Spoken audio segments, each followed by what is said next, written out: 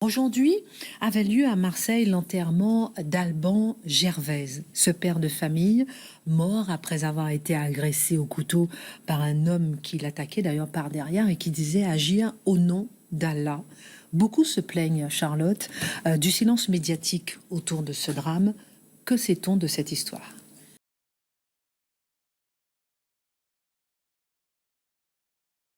Il a été agressé le 10 mai dernier, donc c'était à la sortie de l'école, il avait été cherché, donc il était avec ses enfants de 3 et 7 ans, et il y avait son petit bébé de 16 mois qui était pas loin dans la voiture, et il a été agressé par un homme qui était assis sur un banc, qui s'est levé, qui l'a agressé au couteau, qui lui a donné plusieurs coups de couteau.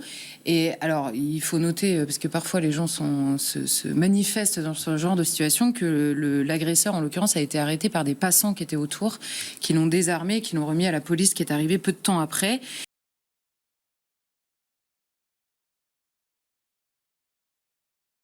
Et donc son agresseur s'appelle Mohamed, il a 23 ans, il a agi au nom d'Allah sur place quand les policiers sont arrivés.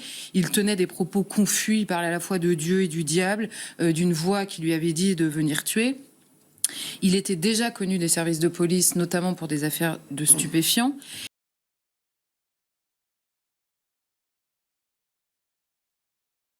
Et il a été mis en examen et placé en détention provisoire à la suite de sa garde à vue pendant laquelle il n'a pas voulu parler au psychologue, d'une part, et à la fin de sa garde à vue, il a été mis en détention provisoire et non pas interné d'office. C'est à noter sur la question de la gestion du déséquilibre.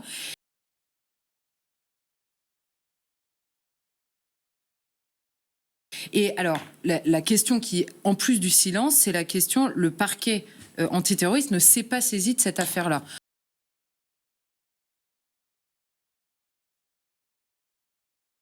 Par ailleurs, ses parents ont été interrogés. Ils disaient qu'ils s'apprêtaient à faire un signalement de disparition inquiétante puisqu'ils n'avaient pas de nouvelles depuis 2 jours et que par ailleurs, ils avaient conseillé ou ils s'apprêtaient à voir un médecin pour régler les troubles psychiatriques qu'il aurait eus.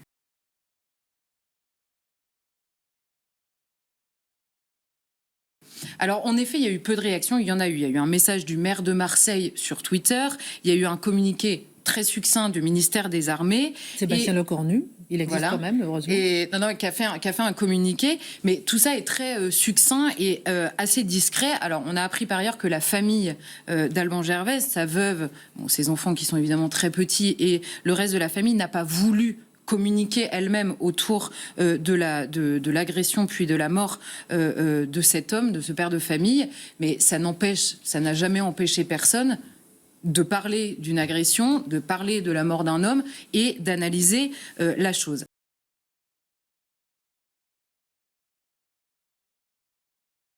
Alors, il était médecin militaire, cet homme. Il n'était pas en uniforme au moment de se faire agresser.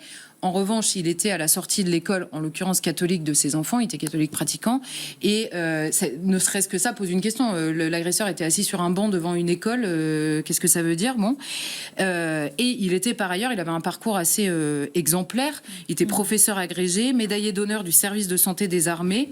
Et il avait été décoré par un décret d'avril dernier.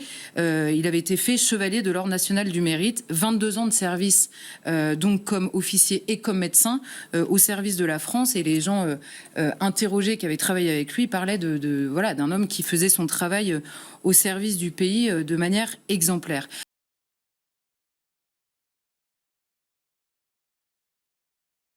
Alors, comment expliquer ce silence? C'est toujours un peu compliqué. Il y a beaucoup d'horreurs qui se commettent dans ce pays, donc déjà c'est une des premières raisons. On ne peut pas s'empêcher de voir quand même une banalisation de notre regard sur le mal dans la société. Il y a encore quelques années, ce genre de choses aurait fait la une pendant une semaine, quoi qu'il arrive. C'est vrai, alors on avait Manuel Valls qui nous avait dit en 2015 il faudra s'habituer au terrorisme. On s'est habitué plus vite que prévu pour ne pas réagir sur ce genre de choses. Alors c'est soit la banalisation du mal, en effet, soit la gêne devant la récurrence à la fois du profil des agresseurs, d'une part, et de l'idéologie qui sous-tend l'agression elle-même. Il peut y avoir plusieurs raisons, mais en tout cas, on ne peut que constater qu'il y a une forme d'habitude extrêmement malsaine qui s'est emparée de nous tous. Habitude malsaine et terriblement gênante, en tout cas.